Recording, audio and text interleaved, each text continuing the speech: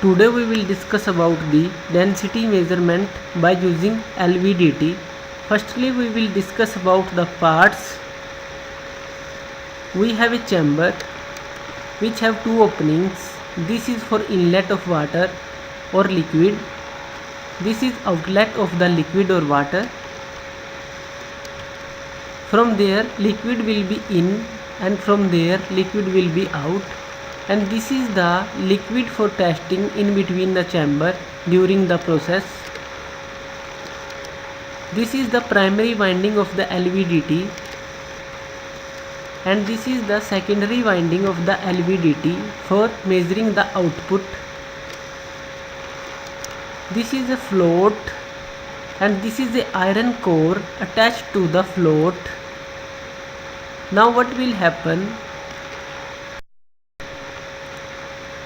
When density will change, float will immerse in the water, and this AC supply will give power to this primary winding, and by the movement of this iron core in between primary and secondary winding, output will be changing, and this output will be recorded, and this output will be converted into the specific gravity or density measurement.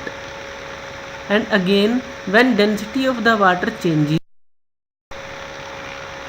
then float will rise in the upward direction, and the same process will going on.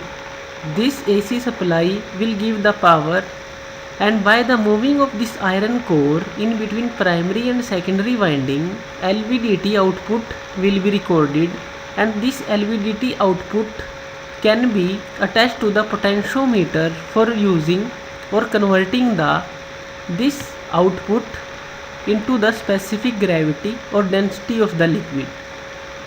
So this is the process of measuring density or specific gravity by using LVDT technique. Thank you.